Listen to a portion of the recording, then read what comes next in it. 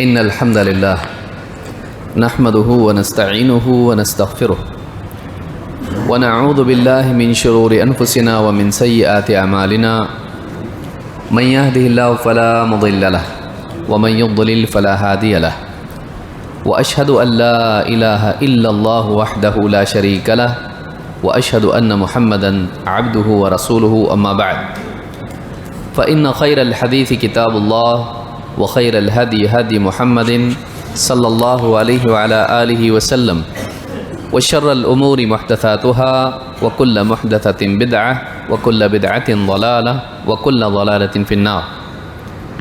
قال الله تبارك وتعالى يا أيها الناس قد جاءتكم موعظة من ربكم وشفاء لما في الصدور وهدى ورحمة للمؤمنين. مجلس میں موجود موقر علماء کرام، ذمہ داران، میرے محترم دینی بھائیوں اور قابل احترام اور بہنوں،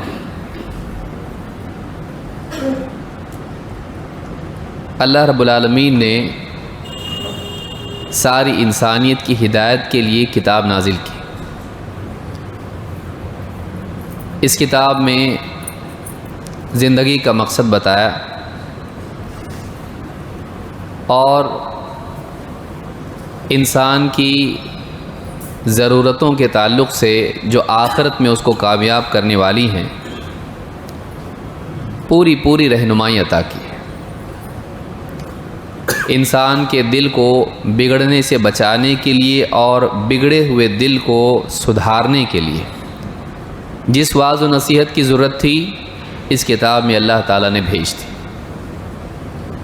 اسی طرح سے انسان کو سیدھے راستے پر جمنے کے لیے جس رہنمائی کی، جس دلیل کی ضرورت تھی اسے بھی اس کتاب میں اللہ رب العالمین نے بیان کر دیا.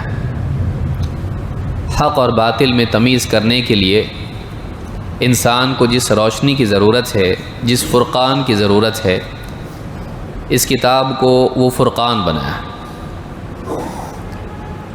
اسی کتاب کے ذریعے سے ایک انسان دنیا میں بھی اور آخرت میں بھی اللہ تعالیٰ کی رحمت کا حقدار بن سکتا ہے. اس کتاب پر ایمان لا کر، اس کتاب کی پیروی کر کے، اس کتاب کے حلال کو حلال، حرام کو حرام مان کر اور اس کتاب کی تلاوت اور اس کی دعوت کے ذریعے سے ایک انسان اللہ رب العالمین کی رحمت کا مستحق بن سکتا ہے. ساری باتوں میں سب سے بہترین بات اللہ کی.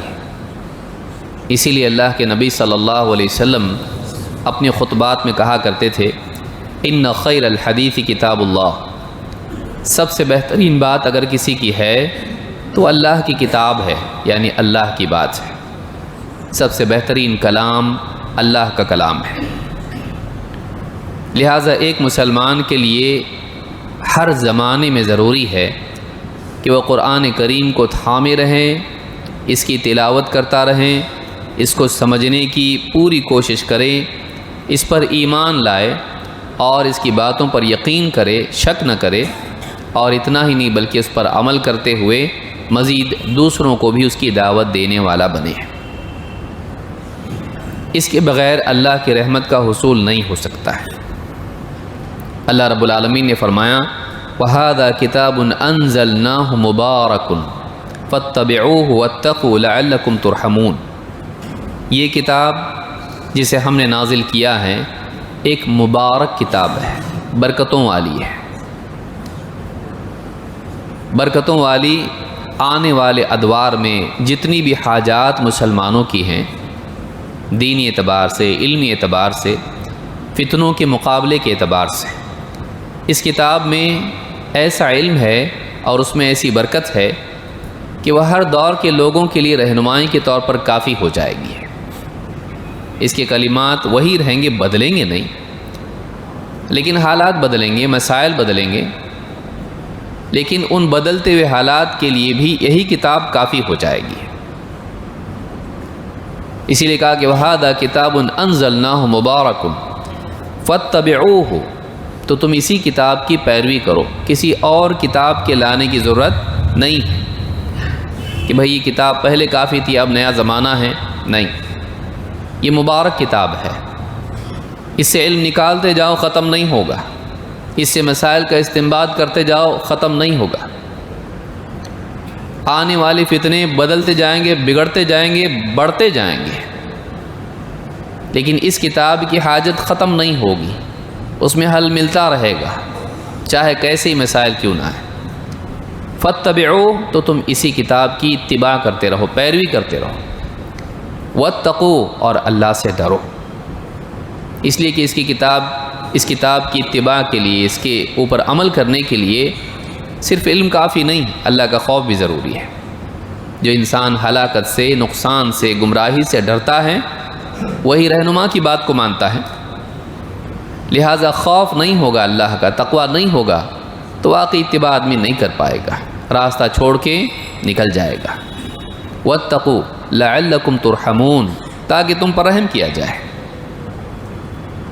اس کتاب کے تعلق سے اللہ نے رحمت کو ہمیشہ عموماً بیان کیا ہے، خود یہ کتاب اللہ کی رحمت کا اظہار ہے، اور اس کتاب پر عمل کرنا، اس کی پیروی کرنا، اس کے تقاضوں کو پورا کرنا، یہ اللہ رب العالمین کی رحمت کا حصول ہے، اس کا ذریعہ ہے۔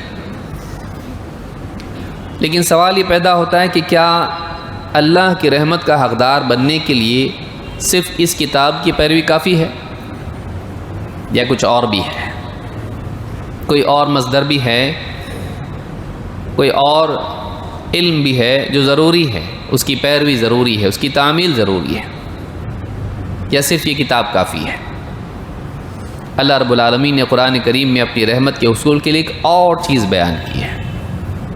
اللہ تعالیٰ نے فرمایا وَأَطِيعُوا اللَّهَ وَالرَّسُولَ لَعَلَّكُمْ تُرْحَمُونَ، اور اللہ کی فرما برداری کرو اور رسول کی فرما برداری کرو۔ الرسول، اس رسول کی معرفہ ہے، یہ کوئی بھی رسول نہیں۔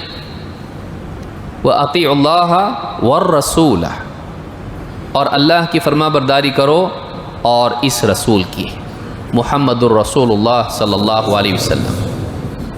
کیا ہوگا؟ لعلکم ترحمون، تاکہ تم پر رحم کیا جائے، تاکہ تم پر رحم کیا جائے۔ معلوم ہوا کہ قرآن کریم کی اتباع اور قرآن کے فرامین کی پیروی، اس کی تعمیل، یہ تو ضروری ہے لیکن کافی نہیں ہے، کافی نہیں ہے۔ اس کے ساتھ ایک اور چیز ضروری ہے، وہ ہے رسول اکرم صلی اللہ علیہ وسلم کی باتوں پر ایمان، اس کی تعمیل اور آپ کی سنت کی پیروی۔ جہاں اللہ کا حکم ماننا ضروری ہے، وہیں محمد الرسول اللہ صلی اللہ علیہ وسلم کا حکم ماننا بھی ضروری ہے۔ بھئی اگر ایک ہی چیز ہے تو دوسری بیان کیوں کی؟ جب ایک ہی کافی ہے تو دوسری چیز، اور اگر دونوں ایک ہی ہیں تو الگ الگ کیوں بیان کیا؟ دونوں کو الگ بیان کرنا بتاتا ہے کہ یہ بھی اپنی جگہ مستقل دلیل ہے، اور دوسری چیز وہ بھی اپنی جگہ مستقل دلیل ہے، یہ بھی ضروری، وہ بھی ضروری ہے۔ اسی لیے کہا کہ اللہ کی مانو اور رسول کی مانو تاکہ تم پر رحم کیا جائے۔ معلوم ہے کہ ایک چیز اللہ نے اور بڑھا دی ہے، خالی قرآن نہیں، کیونکہ اللہ کا حکم جاننا ہے، کہاں سے جانیں گے؟ اللہ کا حکم ملے گا قرآن میں۔ لیکن ایک اور چیز ہے، کہا کہ رسول کی بھی مانو، تو رسول بولیں گے تبھی تو مانیں گے نا۔ تو جو رسول بولے ہیں وہ تو رسول کا کلام ہے، اللہ کا تو نہیں۔ اللہ کا کلام کہاں ملے گا؟ قرآن میں۔ لیکن رسول کا حکم بھی ماننا ہے، تو رسول کا حکم کہاں ملے گا؟ تو اب ایک کی ذمہ داری اور بڑھ گئی، وہ یہ کہ ہم رسول اکرم صلی اللہ علیہ وسلم کے کلام کو بھی جانیں، اس کو سمجھیں اور اس کو مانیں۔ یہاں سے سمجھ میں آتا ہے کہ قرآن کے ساتھ ساتھ ایک اور مصدر ہے جس میں دیکھ کر دین کو سیکھا اور سمجھا جا سکتا ہے، اور وہ ہے اللہ کے نبی صلی اللہ علیہ وسلم کی حدیث، جسے دوسرے الفاظ میں ہم سنت بھی کہہ سکتے ہیں۔ سنت اور حدیث ایک ہی ہے، فقہا کی اصطلاح میں اور محدثین کی اصطلاح میں کبھی کبھی اس میں تفریق بھی ہوتی ہے۔ لیکن مجموعی طور پر دیکھا جائے تو دونوں ایک ہی چیز ہیں، اللہ کے نبی صلی اللہ علیہ وسلم کی احادیث، اسے سنت بھی کہا جاتا ہے۔ ہاں ایک فرق یہ کیا جا سکتا ہے، حدیث ضعیف ہوتی ہے، سنت نہیں، اس لیے کہ سنت مستقل جو مقرر چیز ہے اللہ کے نبی صلی اللہ علیہ وسلم کی، چاہے وہ قول کے اعتبار سے ہو یا عمل کے اعتبار سے ہو، عقیدے کے اعتبار سے ہو یا فقہی احکام کے اعتبار سے ہو، اسے سنت کہا جاتا ہے۔ ان حدیث میں موضوع بھی ہو سکتی ہے، ضعیف بھی ہو سکتی ہے۔ تو اس اعتبار سے معلوم ہوا کہ قرآن کے علاوہ ایک اور مصدر ہے جس کو لینا ضروری ہے اگر ہم چاہتے ہیں کہ اللہ رب العالمین کی رحمت کے حقدار بنیں۔ آج کی گفتگو میں ہم اسی عنوان کے تحت کچھ دلائل قرآن سے دیکھیں گے۔ ویسے کھڑکیاں بند ہو گئی ہیں، لہٰذا بھاگنے کا موقع کسی کے لیے نہیں۔ میں سوچ رہا تھا کھڑکیاں بند ہیں، کھڑکیاں بند کیجئے کیوں کہا جا رہا ہے؟ تو ایک تو وجہ یہ ہو سکتی کہ بھئی آواز باہر کی نہ آئے، لیکن ایک ضمنی فائدہ اس میں یہ بھی ہے کہ اگر کوئی بھاگنا چاہے تو بھاگ نہیں سکتا ہے۔ تو آپ لوگ بیٹھیں گے امید ہے اللہ تعالیٰ سے، کیونکہ بات ہماری لمبی ہو سکتی ہے۔ آج کی اس گفتگو میں ہم دیکھیں گے کہ قرآن میں یعنی ایک طبقہ ایسا پیدا ہوا نبی صلی اللہ علیہ وسلم کے زمانے کے بعد ہی، آپ نے اپنی زندگی میں ہی اس کی خبر دی تھی اور آپ نے بتایا تھا اور آپ نے کہا لا اعرفن الرجل یأتیہ الامر من امری، میں کسی شخص کو، کسی مسلمان کو اس حال میں نہ پاؤں، لا اعرفن الرجل یأتیہ الامر من امری، کہ اس کے پاس میری باتوں میں سے کوئی بات آئے، میری باتوں میں سے کوئی بات آئے، اما امرت بہ و اما نہیت عنہ، اس بات میں میرا کوئی حکم ہو یا میں نے کسی چیز سے منع کیا ہو، فیقول، اور پھر وہ کہنے لگے اس بات کو سننے کے بعد، اس حدیث کو سننے کے بعد، ما ندری ما ھذا، ہم کو نہیں سمجھ میں آتا یہ کیا چیز ہے، ہم اس کو نہیں جانتے، اس حدیث کو، اس بات کو ہم نہیں جانتے، ما ندری ما ھذا، یہ کیا ہے ہم کو نہیں معلوم، عندنا کتاب اللہ لیس ھذا فیہ، ہمارے پاس تو اللہ کی کتاب ہے، یہ بات جو حدیث میں آ رہی ہے قرآن میں نہیں ہے، ہمارے پاس قرآن ہے، قرآن میں یہ بات نہیں ہے، اور وہ کیا کرے، اس بات کو رد کر دے۔ امام احمد، ابو داؤد، ترمذی، ابن ماجہ اور ابن حبان نے، اور اسی طرح سے امام الحاکم نے اس کو روایت کیا ہے۔ الفاظ حدیث ابن حبان کے ہیں، صحیح الجامع صغیر حدیث نمبر 7172، حدیث صحیح ہے، اور ابن حبان میں حدیث نمبر 13 پر یہ روایت موجود ہے۔ ایک اور روایت میں آپ نے فرمایا فیقول، یعنی وہ کیا کہے، فیقول وہو متکئ علی اریکتہ، اپنے تخت پر یا اپنے پلنگ پر ٹیک لگائے وہ کہنے لگے ھذا القرآن، یہ قرآن ہے، ما وجدنا فیہ اتبعناہ، اس قرآن میں جو ہم کو ملا ہم نے اس کی پیروی کی، وما لم نجد فیہ فلا حاجۃ لنا فیہ، اور جو ہمیں قرآن میں نہیں ملتا، جو حدیث یا جو بھی باتیں ہمیں قرآن میں نہ ملیں، ہم کو اس کی کوئی ضرورت نہیں، یعنی کیا کر دے، حدیث کو ریجیکٹ کر دے اس وجہ سے کہ وہ قرآن میں نہیں ہے، اور قرآن کو اپنے لیے کافی سمجھے۔ یہ فتنہ آگے آنے والا تھا، اس لیے اللہ کے نبی صلی اللہ علیہ وسلم نے پہلے ہی اس کی پیشن گوئی کر دی۔ یہ خود اس بات کی دلیل ہے کہ محمد عربی صلی اللہ علیہ وسلم واقعی اللہ کے رسول تھے، کیونکہ اس زمانے میں کوئی ایسا تھا نہیں۔ اللہ کے نبی صلی اللہ علیہ وسلم کے زمانے میں تو ایسے لوگ تھے کہ آپ کے وضو کے پانی کے، یعنی وضو کرنے کے بعد جو قطرے ہوتے ہیں ان کو بھی زمین پہ گرنے نہیں دیتے تھے، تو آپ کی بات کو کیسے گرنے دیں گے؟ نبی صلی اللہ علیہ وسلم کے چہرے کے پر آنے والے اثرات کو دیکھ کر سمجھ جاتے تھے کہ میں کچھ غلط کر رہا ہوں۔ عائشہ رضی اللہ تعالیٰ عنہ، آپ صلی اللہ علیہ وسلم گھر پہ آئیں، دروازے کے باہر رک گئے اور چہرے پر ایک دم غصے کے آثار ظاہر ہو گئے، تو فوراً گھبرا گئیں، کہا یا رسول اللہ ماذا اذنبت، اے اللہ کے رسول کیا گناہ ہو گیا مجھ سے، یعنی چہرہ دیکھ کر پہچان لیا کچھ تو غلطی مجھ سے ہوئی ہے۔ وہ اتنے حساس لوگ تھے۔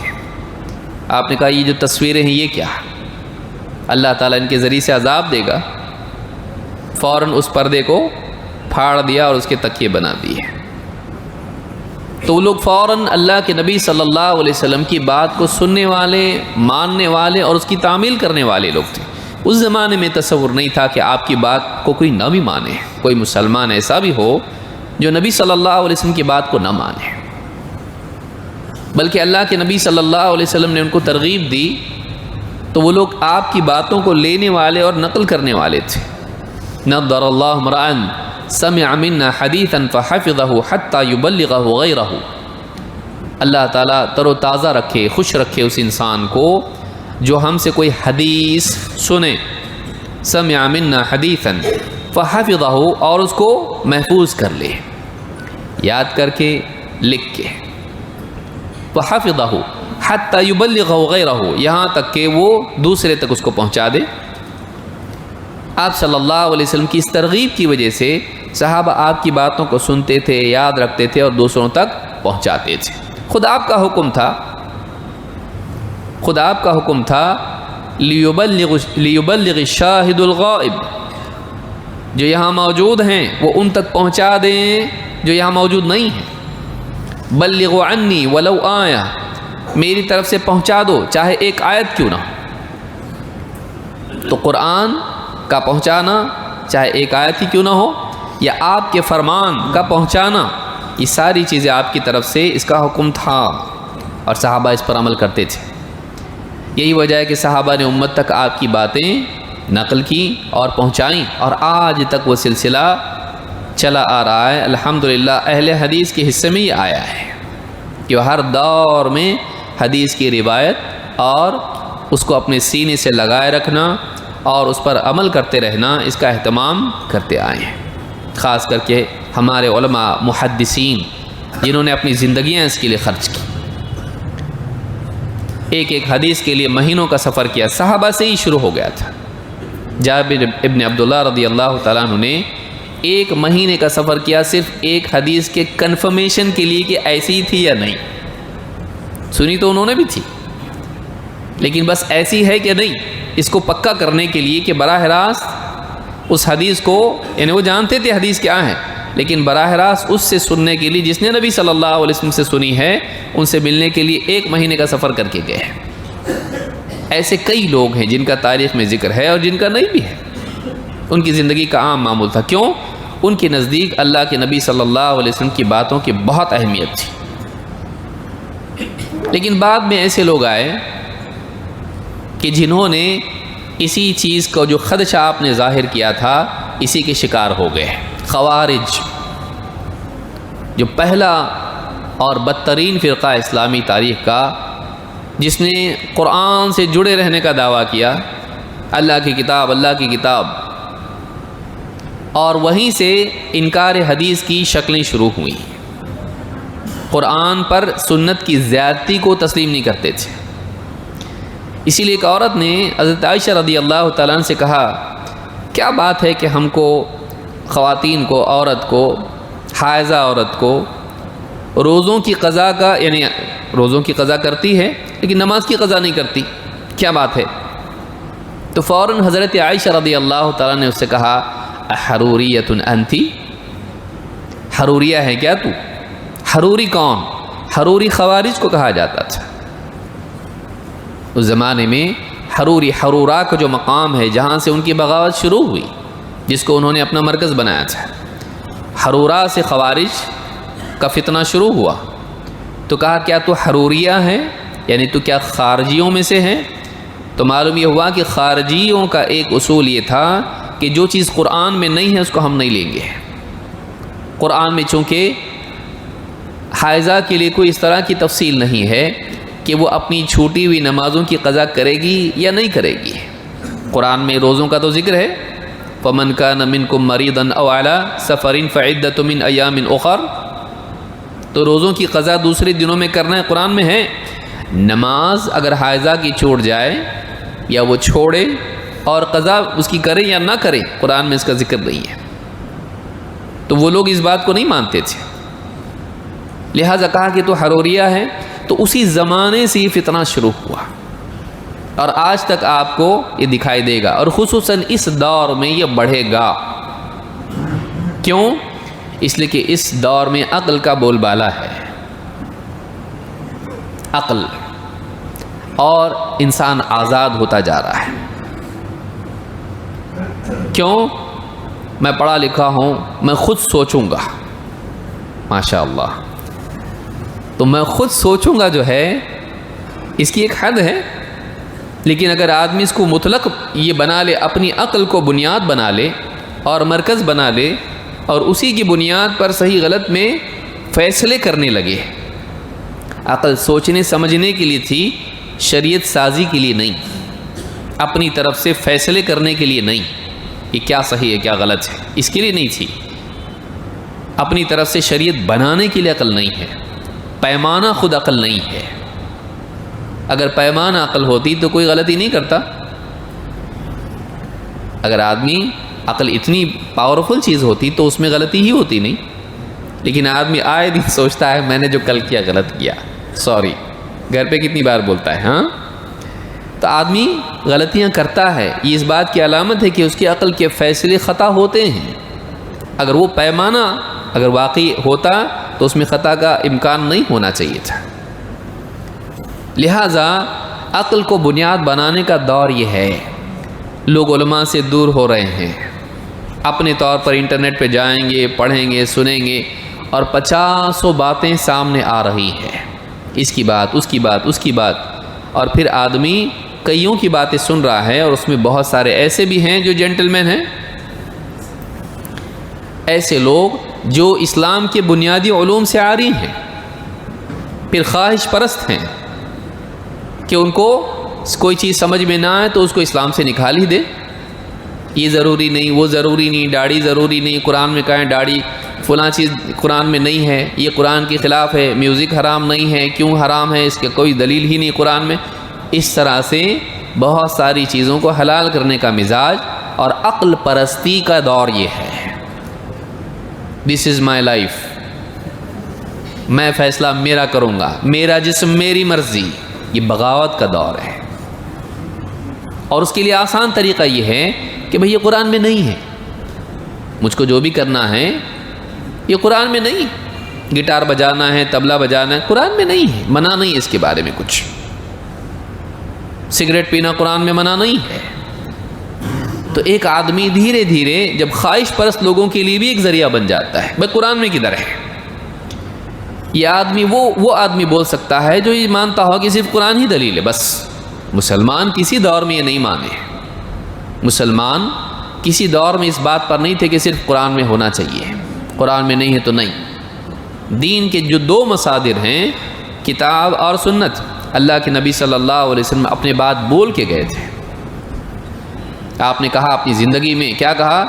ترکت فیکم شیئین لن تضلوا بعدہما کتاب اللہ و سنتی، میں اپنے بعد دو چیزیں چھوڑے جا رہا ہوں، ان دو کے بعد تم کبھی گمراہ نہیں ہوں گے، یعنی ان دونوں کو پانے کے بعد، ان کا اہتمام کرنے کے بعد، ان کو تھامے رہنے کے بعد تم کبھی گمراہ نہیں ہوں گے۔ وہ کیا ہیں؟ کتاب اللہ اور عقل؟ نہ، کتاب اللہ و سنتی، اللہ کی کتاب اور میری سنت، میرا طریقہ، چاہے وہ عقیدے کے اعتبار سے ہو یا عمل کے اعتبار سے ہو۔ وَلَن يَتَفَرَّقَا حَتَّى يَرِدَ عَلَيَّ الْحَوْض، اور یہ دونوں الگ نہیں ہو سکتے یہاں تک کہ حوض کوثر پر مجھ سے ملے، مجھ پر پیش کیے جائیں، وارد ہوں۔ تو اس سے بات معلوم ہوئی کہ یہ دونوں قیامت تک کے لیے ہیں، کسی دور میں ان میں سے ایک بھی ساقط نہیں ہوگا کہ بس پہلی ضرورت تھی حدیث کی، اب نہیں، یہ ہمیشہ کے لیے، قیامت تک کے لیے ہے کہ قرآن اور سنت، ان دونوں کا اہتمام گمراہی سے بچنے کے لیے لازم ہے۔ تو یہ چیز یاد رکھنا ضروری ہے۔ لیکن بہت سارے لوگ حدیث کو حجت نہیں مانتے۔ اب اس میں قسمیں ہیں، بھانت بھانت کے رنگ برنگے پھول اس میں ہیں، اس باغ میں کئی رنگ کے پھول ہیں، ایک چیز پر وہ بھی متفق نہیں ہو پائے۔ جو منکرین حدیث ہیں کبھی ایک چیز پر وہ بھی متفق نہیں ہو پائے، اس سے معلوم ہوتا ہے کہ ہر ایک کی عقل الگ ہے۔ عقل کو بنیاد بنانے میں منکرین حدیث میں بھی اتفاق نہیں ہو پایا۔ ان میں سے کچھ لوگ ہیں، ایک طبقہ وہ ہے جو سرے سے نبی صلی اللہ علیہ وسلم کی حدیث کو حجت نہیں مانتا، دین میں اس کی کوئی حیثیت نہیں، بس قرآن باقی کچھ نہیں۔ دوسرا طبقہ وہ ہے جو کہتا ہے کہ نہیں، اللہ کے نبی صلی اللہ علیہ وسلم کا حکم ماننا ضروری تھا۔ آپ ہیں سمجھ رہے تھے؟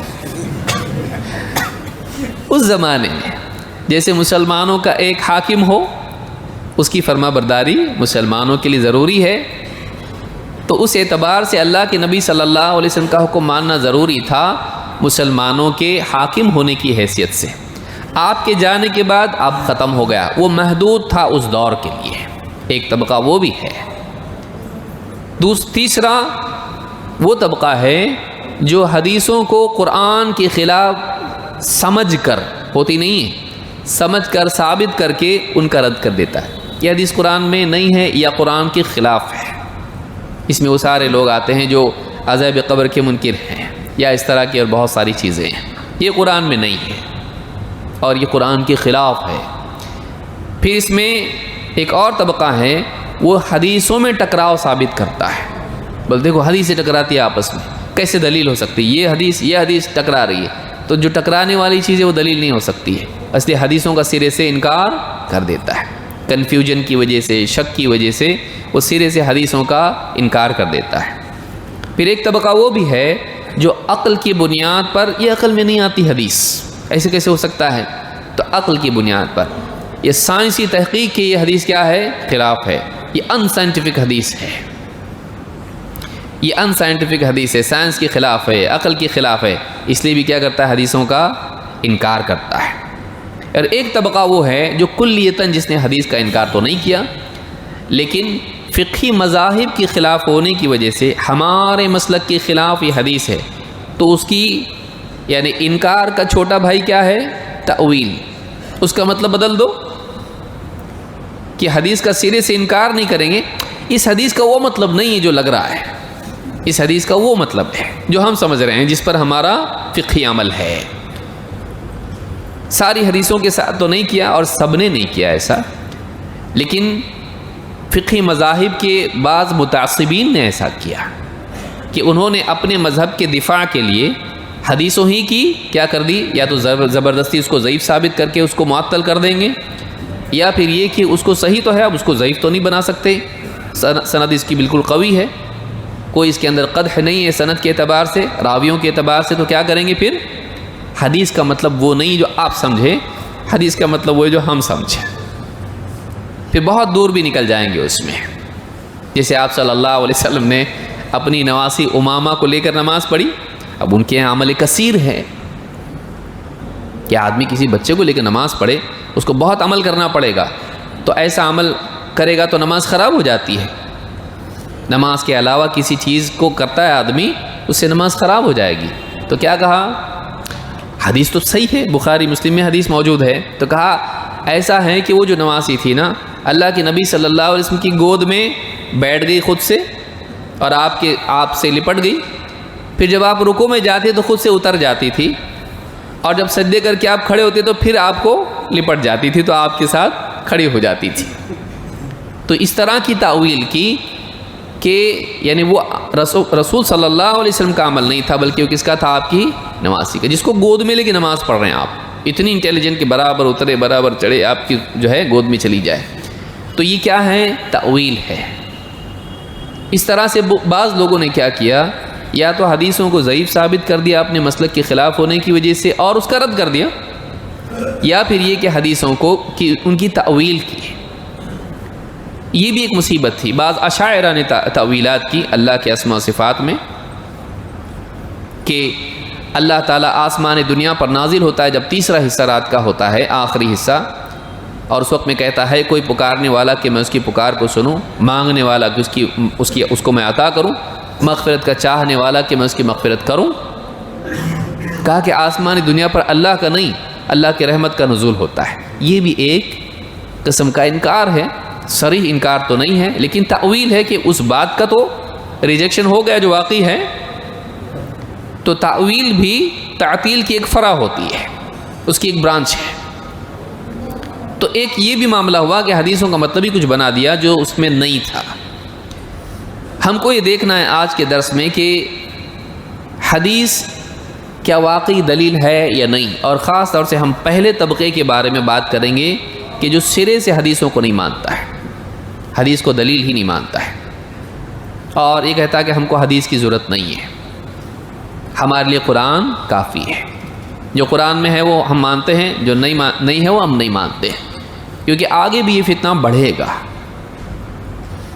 اور جتنا لوگ علماء سے آزاد ہوں گے اور جتنا دین کی جو مصادر ہیں ان کو صحیح ڈھنگ سے سلف کے منہج کو نہیں سمجھیں گے، اتنے آزاد ہو جائیں گے، اور قرآن کو اپنے لیے کافی سمجھ کر پھر وہ ساری چیزیں ان کا انکار کرتے رہیں گے جو ان کی عقل کے خلاف ہو، اور بہت سے لوگ ان میں سے یہ بھی کریں گے اور کرتے آئے ہیں کہ حدیث ہمارے لیے حدیث کی ضرورت نہیں ہے، ایک کتاب کافی نہیں تھی، اتنی ساری حدیث کی کتابیں لکھ کے رکھ دیں، امام بخاری نے اپنی لکھی، امام مسلم نے اپنی لکھی، امام ابو داؤد نے، نسائی نے، ابن ماجہ نے، اور ان کے علاوہ بھی ترمذی نے، اور پھر بہت سارے محدثین، کیا ضرورت تھی اتنا کرنے کی؟ ایک قرآن کو اتنا، ایک دین کو اتنا بڑا مشکل بنا کے رکھ دیا۔ اس طرح کی باتیں کرنے والے پہلے بھی تھے اور اس دور میں بھی ہیں اور آگے بھی ہوں گے، اور جتنا عوام اور خصوصاً طلباء اور نوجوان علماء سے دور ہوں گے، اس فتنے میں گرنے کا امکان قوی ہے۔ عجیب بات یہ ہے کہ وہ جو طبقہ ہے جو منکرین حدیث کا ہے، ان کو اہل قرآن نہیں کہنا چاہیے، ان کو اہل قرآن والے ہو سکتے ہیں جو قرآن کی بات نہ مانے۔ قرآن میں اللہ تعالیٰ نے رسول کی ماننے کے لیے کہا ہے، جو سرے سے رسول کو نہیں مانے وہ اہل قرآن کہاں سے ہوا؟ تو یہ لقب ان کا صحیح نہیں، ان کے لیے منکرین حدیث کا لقب صحیح ہے، اہل قرآن کا نہیں، تو ان کو اہل قرآن نہیں بولنا چاہیے، ان کو منکرین حدیث بولنا چاہیے۔ عجیب بات یہ ہے کہ وہ یہ کہتے ہیں کہ ہم کو قرآن کافی ہے اور قرآن سب سمجھ سکتے ہیں، کیا ضرورت ہے حدیث کی؟ کیا قرآن میں سب کچھ واضح نہیں ہے؟ لیکن ان کی تفسیریں موجود ہیں۔ عجیب بات کیا ہے کہ منکرین حدیث، چاہے وہ پرویز ہو یا جو بھی لوگ ہوں، ان کی قرآن کی تفسیر ہے۔ بھئی جب قرآن سمجھانے کی ضرورت نہیں ہے اور رسول کے سمجھائے ہوئے کی ضرورت نہیں ہے، تو آپ کے سمجھانے کی ضرورت کیا ہے؟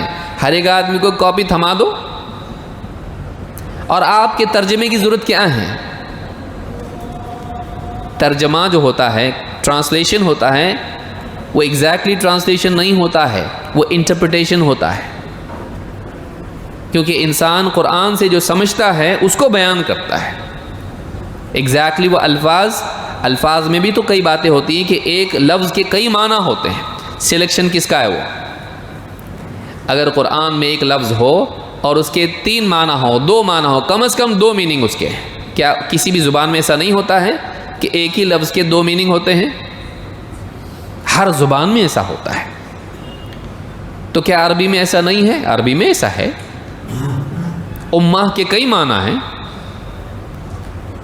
وَالذَّكَرَ بَعْدَ أُمَّةٍ، زمانہ، ایک زمانے کے بعد یاد آیا۔ ان ابراہیم کان امۃ، امام، اسوہ۔ کنتم خیر امۃ، قوم، گروہ، امت، تم بہترین امت ہو۔ پھر امت میں سے کچھ لوگ، وَلْتَكُمْ مِنْكُمْ أُمَّةٌ، مِنْكُمْ امہ، تم میں سے کچھ لوگ ہونے چاہیے، امت ہونی چاہیے۔ امت میں امت کہاں سے آئی؟ کچھ لوگ، 4 میننگ ہے، امام، وقت، زمانہ، امت اور لوگوں کی ایک جماعت۔ اب جب آدمی ترجمہ کرے گا تو چاروں میں سے چاروں ذکر کرے گا کہ ایک، تو نے وہ سلیکٹ کیا، تجھ کو کیا حق ہے؟ مطلب تجھ کو بھی انتخاب کرنا پڑا، اس کا ڈیسیجن ہے، وہ ترجمہ کرنے والے کا ڈیسیجن ہے وہ، جبکہ وہ غلط بھی ہو سکتا ہے۔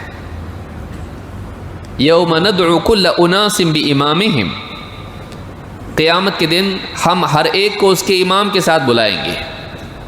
امام کے 2 معنی ہیں، ایک امام صاحب، قوم کا امام، ان کا سردار، پیشوا، ان کا آگے رہنے والا، لیڈر۔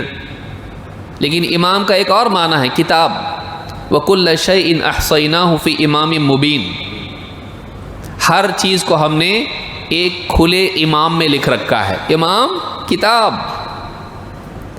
تو کتاب اور امام دونوں معنی امام کے ہوتے ہیں. تو اب جو آدمی ترجمہ کر رہا ہے اور وہ حدیث کو نہیں مانتا ہے، تو کیا وہ اپنے فہم کو لوگوں کو نہیں دے رہا ہے؟ تو جب تیرا فہم اتنا مقدس ہے کہ دیا جا سکتا ہے، تو رسول کا فہم کیوں نہیں، جس پر اللہ نے قرآن کو نازل کیا؟ تیری انڈرسٹینڈنگ تو لوگوں کو دے رہا ہے، تو قرآن نہیں دے رہا ہے. لوگ قرآن پہ عمل نہیں کر رہے ہیں، بلکہ تو اپنی انڈرسٹینڈنگ ان کو دے رہا ہے کہ قرآن سے میں نے یہ سمجھا لہذا تم یہ مانو. تو ہم کو یہ نہیں چاہیے. صرف عربی میں قرآن دو اور پڑھو. لیکن کوئی منکر حدیث ایسا کرتا نہیں. عموماً منکرین حدیث ویسے بھی پیدل ہوتے ہیں، کیونکہ ان کو عربی آتی نہیں ہے. ایک بڑا طبقہ ہوگا، الا ماشاء اللہ کوئی ہوگا جو عربی کے ایک آدھ دو کتابیں پڑھا ہوگا، وہ بھی مکمل کورس نہیں کیا ہوگا. وہ اپنے طور پر سمجھتا ہے. زیادہ تر تو ٹرانسلیشن میں تیرنے والے ہوتے ہیں. بہت کم ہوں گے جو واقعی عربی زبان کو اچھے سے سمجھتے ہوں. تو وہ تو ترجمے ہی پڑھ کے جیتے رہتے ہیں. تو معلوم یہ ہوا کہ انکار حدیث میں بھی ایک مصیبت ہے کہ آدمی اگر رسول کی تشریحات کو نہیں لیتا ہے، سلف کے فہم کو نہیں لیتا ہے دین کے سمجھنے کے لیے، تو کہیں نہ کہیں وہ اپنے پیشوا کو مانتا ہے جس نے اس کو سکھایا سمجھایا کہ بھائی ہم کو حدیث کو نہیں ماننا ہے. تو پھر قرآن کو کیسے سمجھے؟ تو وہ بیٹھ کے سب کو سمجھاتا ہے. محمد شیخ پڑوس کا سرے سے حدیث کو نہیں مانا، لیکن قرآن کی جو تشریحات پیش وہ کرتا ہے اس کی اپنی تشریحات ہیں، عجائبات ہیں. الجہل یخلق الاعاجیب، جہالت عجائبات کو جنم دیتی ہے. جاہل آدمی کیا بولے گا آپ اس کو پریڈکٹ نہیں کر سکتے، وہ کیا کرے گا اور کیا بولے گا. ایسی ایسی عجیب عجیب باتیں ہیں. تو یہ سارے جو فتنے ہیں، یہ ایسا نہیں کہ ہم ماضی کے کچھ فرضی فتنوں کے بارے میں اور فرقوں کے بارے میں بول رہے ہیں. ہمارے اپنے دور میں یہ چیزیں ہیں، اور کل تک یہ فتنے تھے اور ان کا نقصان اپنی جگہ محدود تھا. آج اس کا خطرہ بڑھ گیا ہے. کیوں؟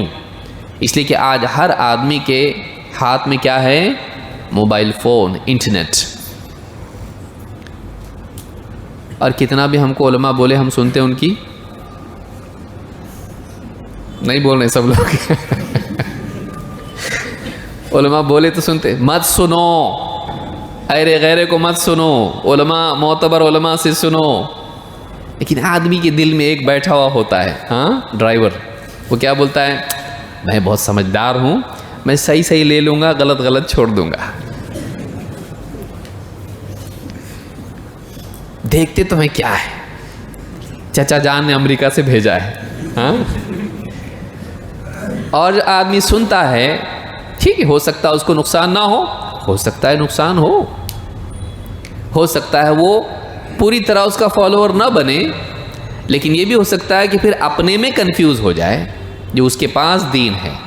کبھی کبھی ہوتا یہ ہے کہ آدمی کسی کی غلط بات سنتا ہے، گمراہ آدمی کی بات سنتا ہے، اس کا فالوور نہیں بنتا کیونکہ بیوقوف ہے وہ، لیکن وہ بولا ہے بات تو اس کے بارے میں کنفیوز ہو جاتا ہے اپنے دین میں. اور بہت سارے لوگ اسی طرح سے انفیکٹڈ ہو جاتے ہیں غلط لوگوں کی سننے کی وجہ سے. تو موبائل فون کی وجہ سے آج یہ فتنہ ہے. تو مسلمانوں کا گمراہ ہونے کا امکان بڑھ گیا ہے، خاص کر کے نوجوان طبقہ، کیونکہ بوڑھے کی رائے جلدی بدلتی نہیں ہے اور نوجوان کی رائے جلدی قرار پکڑتی نہیں ہے. ایک عمر کے بعد آدمی ہاں بیٹا دیکھ چکا ہوں میں، گھوم کے تم آؤ گے، گھبراؤ مت.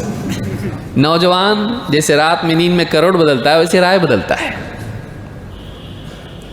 جلدی سے لے لیتا ہے کہ اس کو جو چیز اٹریکٹ کرے فوراً اس کی طرف دوڑتا ہے، ایک چیز پر ٹکا رہتا نہیں. لہذا اور بعض اوقات یہ چیزیں اتنی اٹریکٹیو لگتی. قرآن کافی نہیں ہے کیا؟ اللہ بڑا کیا رسول؟ اللہ تو اللہ کی بات بڑی کہ رسول کی؟ تو پھر آدمی سوچتا ہے اللہ کے خلاف کسی کی مان سکتے کیا؟ تو رسول کی بات خلاف، رسول انسان ہے نا، انسان سے غلطی ہوتی کہ نہیں؟ اس طرح سے بول کے ایک ایسا انسان جس کے پاس بنیادی باتیں نہیں ہیں دین کی، اس کے فنڈامنٹلز کلیئر نہیں ہوئے، ایسے آدمی کو دھوکہ دے دیتے ہیں۔ لہٰذا اس دور میں اگر کسی کے ذہن میں ہو کہ اس ٹاپک کی ضرورت کیا ہے ہم تو مانتے ہیں نا سب کچھ، آپ مان رہے ہو، آپ کے بچے بھی مانیں گے، گارنٹی ہے؟ اگلی نسل کہاں جائے گی اگر یہ ہم نہیں سیکھے؟ بعض اوقات کچھ علوم ایسے ہوتے ہیں کہ لوگ سمجھتے ہیں اب اس کی ضرورت نہیں رہی، کہاں ہے، ایسا کوئی ہے ہی نہیں۔ لیکن اللہ تعالیٰ جزائے خیر دے علماء کو، انہوں نے ہر مسئلے کے بارے میں کتابیں لکھ کے مسلمانوں کو دے دی، اس لیے آج بھی ہم کو واپس ان کو ریفر کرنا پڑتا ہے۔ خوارج ہیں، معتزلہ ہیں، یا اسی طرح سے اور جتنے فرقے، جہمیہ ہیں، بدل بدل کے رنگ، بدل بدل کے وہ لوگ آتے رہتے ہیں، لیبل وہ نہیں ہوتا ہے لیکن آئیڈیالوجی وہی ہوتی ہے۔ لہٰذا علماء نے ان سارے فرقوں کے بارے میں ان کی گمراہیوں کو ذکر کر دیا، کتابوں میں ان کو محفوظ کر دیا۔ بدقسمتی سے واٹس ایپ پڑھنے میں اتنا ہمارا وقت لگ جاتا ہے، محنت اتنی ہے بھائی، اتنا آسان کام تھوڑی واٹس ایپ سے چھوٹنا۔ ہر میسج کو جب تک پڑھے نہیں ہم لوگ جو ہیں یہ فرض عین سمجھ کے اس کو کرتے ہیں۔ نوٹیفیکیشن آ گیا تو اذان سے زیادہ امپورٹنٹ ہے، فوراً اس کو پڑھنا ضروری، ورنہ کروٹ وہ سو نہیں سکتا ہے آدمی، لائٹ بند کر کے لیٹا ہوا ہے، دعا بھی پڑھ لیا اللہم قنی عذابک یوم تبعث عبادک، لیکن نوٹیفیکیشن آ جائے اس کو سوچتا ہے دیکھیں گے بعد میں۔ ایسا ہوا کبھی؟ کبھی نہیں ہوگا ایسا۔ کیا ہے معلوم نہیں، کسی کا میسج ہو، معلوم نہیں کوئی ڈوب رہا اور مجھ کو پکار رہا ہو جب تک وہ دیکھے گا نہیں تب تک کہ اس کو چین نہیں آئے گا۔ یہ حال ہمارا ہے۔ کتابیں پڑھنا چاہیے، جتنے ہم لوگ واٹس ایپ کے میسیجز پڑھ لیتے ہیں اتنا کتابیں پڑھنے لگیں گے تو بہت علم بڑھے گا۔ کتابوں سے جڑنا چاہیے۔ موجودہ دور میں کتابوں کا معاملہ مر رہا ہے، ایسا نہیں ہونا چاہیے، بلکہ کتاب ہے، اس میں شروع سے آخر تک کسی بنیادی بات کا علم ہوتا ہے، اس کو لینا چاہیے۔ واٹس ایپ وغیرہ سے کوئی آدمی کہاں سے فارغ آپ؟ میں واٹس ایپ سے فارغ ہوں، ملا آپ کو کوئی ایسا آدمی؟ ہاں، وہاں سے فضیلت کا کورس کیا میں نے واٹس ایپ سے، ہے ایسا کوئی؟ نہیں، وہ علم نہیں ہے، وہ بکھری ہوئی چیزیں ہیں، اس میں صحیح بھی غلط بھی ہے۔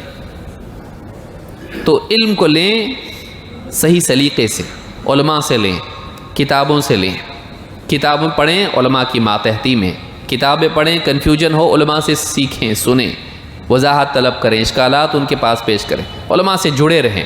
یہ اس دور کا بہت بڑا فریضہ ہے، ہمیشہ سے اس کی ضرورت تھی، آج بہت زیادہ ہے۔ کیوں؟ اس لیے کہ غلط افکار بہت تیزی سے عام ہو جاتے ہیں۔ ایک آدمی ایک کونے میں ایک بات بول دیتا ہے، پوری دنیا میں پھیل جاتی ہے۔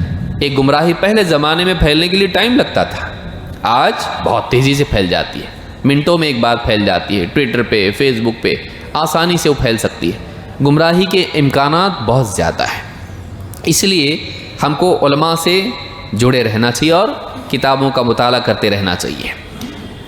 آئیے دیکھتے ہیں کیا دلیلیں ہیں کہ نبی صلی اللہ علیہ وسلم کی بات اور آپ کا عمل دین میں دلیل ہے۔ یہ ہم کو بیسک یہی معلوم ہونا چاہیے۔ اگر دلیل ہی نہیں تو مسئلہ ہی ختم، لیکن اگر دلیل ہے تو پھر حدیث کی اہمیت سامنے آتی ہے کہ اس کو لکھنا، یاد کرنا، جمع کرنا، نقل کرنا۔ تو یہ بنیادی چیز ہے۔ ایک چیز یہ ہے، یعنی ہماری گفتگو جو ہے آج شاید مکمل نہیں ہو پائے گی، لیکن اس مسئلے کے پہلو کتنے ہیں اس کو بھی تو یاد رکھیں، ہو سکتا ہے ہم آگے کبھی اس پر گفتگو کریں مزید۔ ایک یہ کہ کیا نبی صلی اللہ علیہ وسلم کا قول اور عمل دین میں دلیل ہے یا نہیں۔ نمبر دو، دوسرا فتنہ یا انکار حدیث وہاں سے آتا ہے کہ حدیث اور قرآن و حدیث میں کانٹرڈکشن ہے، قرآن کے خلاف حدیث جاتی ہے تو ہم قرآن کو مانیں گے، حدیث کو نہیں۔ تو ایسے بہت سارے لوگ جو ہیں قرآن کے خلاف حدیثوں کو ثابت کرتے ہیں، عقل کے خلاف ثابت کرتے ہیں اور حدیثوں کا انکار کرتے ہیں۔ تو ایک پہلو وہ بھی ہے کہ ہم کو اس میں تعارض کو رفع کرنا، جس کو ہم کہتے ہیں ٹیکنیکل لینگویج میں، کہ اپیرنٹ کانٹرڈکشن کو سالو کرنا، اس کو دور کرنا، بتانا کہ نہیں یہ قرآن سے نہیں ٹکراتی ہے، یہ حدیث عقل کے خلاف نہیں ہے۔ تو ایک حصہ وہ ہے حدیثوں کے انکار کو رد کرنے کا۔ تیسرا ایک حصہ یہ ہے کہ حدیث محفوظ نہیں ہے، حدیث میں بہت کچھ مل گیا ہے اور اب ہم لوگ تمیز نہیں کر سکتے معتبر غیر معتبر کا، اس لیے ایک کام کرو، سبھی چھوڑ دو۔ تو ایک جو ہے خیر خواہانہ مشورہ ان کی طرف سے یہ بھی آتا ہے کہ مسلمانوں کی خیر خواہی کی طرف کاہے کو محنت کرتے ہو بھائی اتنا، یہ چھوڑ دو سب، قرآن کافی ہے نا اپنے لیے۔ کیونکہ حدیث کیا ہے، محفوظ نہیں ہے، صحیح ہے غلط ہے، انسان ہے غلطی ہو جاتی ہے، جھوٹوں نے اس میں ملاوٹ کر دی ہے، اب اتنا کون کرتے بیٹھے بھائی، چھوڑ دو اس کو اور قرآن لے لو۔ تو ایک حصہ یہ ہے کہ کیا حدیث ہم تک جو پہنچی ہے اس پر اعتبار کیا جا سکتا ہے یا نہیں۔ تو 3 ناحیوں سے کم ہم اس پہ گفتگو کر سکتے ہیں۔ ایک، حدیث کی شرعی حیثیت قرآن کی روشنی میں، جو کہ آج ہمارا عنوان ہے۔ 2، کیا حدیث قرآن سے ٹکراتی ہے اور ایسی صورت میں کیا کرنا چاہیے۔ 3، کیا واقعی حدیث محفوظ ہے یا نہیں، 200 سال بعد لکھی گئی، بہت ساری باتیں ہیں، انسان لکھے غلطی ہو سکتی ہے۔ تو اس طرح کا ایک معاملہ ہے، تو حفاظت حدیث پر ایک بات ہو سکتی۔ تو 3 ناحیوں سے اس پہ ہم گفتگو کر سکتے ہیں۔ ایک، یاد رکھیں گے، حدیث کی شرعی حیثیت، ظاہر بات ہے جب حدیث کوئی نہیں مان رہا تو قرآن کو مان رہا تو قرآن سے بتانا پڑے گا اس کو۔ تو حدیث کی شرعی حیثیت قرآن کی روشنی میں۔ 2، حدیث قرآن سے نہیں ٹکراتی ہے تو تعارض کو حل کرنا ہے، بتانا کہ تیرے دماغ میں خرابی ہے، حدیث میں نہیں۔ 3، حدیث محفوظ ہے، اس پر اعتبار کیا جا سکتا۔ اگر حدیث پر اعتبار نہیں کیا جا سکتا اور وہ محفوظ نہیں ہے تو دنیا میں کوئی جملہ محفوظ نہیں ہے، ہسٹری میں کچھ بھی نہیں ہے۔ ہسٹری کیسے محفوظ ہے بھائی، ہسٹری پہ کیسے اعتبار کریں گے، نیوز کا کوئی اعتبار ہے پھر کوئی خبر معتبر نہیں، کیونکہ حدیث سے زیادہ کسی بھی خبر کا اہتمام نہیں کیا گیا ہے کہ اس کو جانچا جائے، اس کو بالکل آتھینٹسٹی اس کی چیک کی جائے۔ اور کون سا ذریعہ آپ کے پاس، آڈیو ایڈٹ کیا جا سکتا ہے، کتنے اپلیکیشنز ہیں، ہاں کو نہ بنایا جا سکتا، بولی ہوئی وجہ کو سبب بنایا جا سکتا، اس سبب کو نتیجہ بنایا جا سکتا ہے۔ بلکہ ابھی نئی ٹیکنالوجی آئی ہے کہ آدمی جو ہے، جو دوسرا آدمی ہے کسی اور کا چہرہ اس کو لگا سکتے ہیں، آپ لوگوں کو معلوم ہوگا میرے خیال سے، کیا بولتے ہیں اس کو، ہاں فوٹو شاپ نہیں، وہ تو پکچرز میں ہوتا ہے، ویڈیو میں ہوتا ہے، ہاں۔ تو ایک آدمی بول رہا ہے لیکن دوسرے آدمی کا چہرہ اس کو لگا سکتے ہیں، اس کی جو پوائنٹس ہوتے ہیں برابر اس کو میچ کریں گے، پھر اس کے ساتھ میں برابر، ابھی وہ آیا نہیں ہے زیادہ، کچھ منٹس تک کر سکتے ہیں آپ، زیادہ نہیں، بعد میں وہ ٹیکنالوجی عام ہو جائے گی جب اتنے فاسٹ کمپیوٹر ہوں گے اور اتنا زیادہ وہ اویلیبلٹی اس کی ہوگی، لیکن آلریڈی وہ آ چکا ہے ابھی۔ آپ بولیں گے مولوی صاحب ایسا کیسا بول دیے بھائی ایسا ہوگا، پولیٹیشنس یہ وہ سب، اب اس کے اوپر ڈیبیٹ ہے کہ وہ الاؤڈ کرنا ہے یا نہیں کرنا ہے گورنمنٹس میں، کیونکہ اس کی وجہ سے دنیا بھر میں فتنہ ہو جائے گا۔ کتنا ٹرسٹ کریں گے آپ، کتنا ٹرسٹ کریں گے؟ تو یہ چیز یاد رکھنے کی ہے۔ ہم انشاءاللہ اگلی مجلس میں دیکھیں گے، شروع کریں گے اس بات کو، ایک دلیل، تقریباً 15 باتیں ہمارے پاس ہیں، اس میں ہم دیکھیں گے کہ حدیث، یا جس کو ہم کہہ سکتے ہیں رسول اکرم صلی اللہ علیہ وسلم کا قول اور آپ کا عمل ہمارے لیے دلیل ہے، اس کو ہم کو ماننا پڑے گا، اس کو ہم کو فالو کرنا پڑے گا۔ تو اگلی مجلس میں انشاءاللہ ہم اپنی گفتگو شروع کریں گے اور وہ ساری دلیلیں دیکھیں گے جس میں بات بیان ہوئی ہے۔ یہ چونکہ ایک مقدمہ تھا اور یہ ضروری ہے کہ ہم لوگوں کے پاس ایک بنیاد ہو، پہلے دسترخوان بچھے پھر کھانا کھائیں، تو اس طرح سے پہلے ہم کو معلوم ہو کہ اس ٹاپک کی ضرورت کیا ہے، کیونکہ آدمی بعض اوقات ایک بات سنتا ہے تو یہ ٹاپک کی ضرورت کیا ہے، کون ہے مجلس میں کوئی بیٹھا ہوا منکر حدیث، نہیں، سب تو مانتے بھی، ہم کو کیوں سکھا رہے ہیں؟ آپ کو نہیں، آپ باہر جب جاؤ گے تو آپ کو نپٹنا ہے جنگل میں، ہاں، تو اس کے لیے آپ کو یہ سب چیزیں سیکھنا ضروری ہے تاکہ آپ اور آپ کی اگلی نسل کنفیوز نہیں ہو، یہ علم مرے نہیں کہ حدیث کیوں دلیل ہے، کیسے دلیل ہوتی ہے، یہ ہم کو معلوم ہونا چاہیے۔ اللہ رب العالمین ہم سب کے بیٹھنے کو قبول فرمائیں اور مزید ہم سب کو علم عطا فرمائیں۔ اقول ھذا واستغفر اللہ لی ولکم۔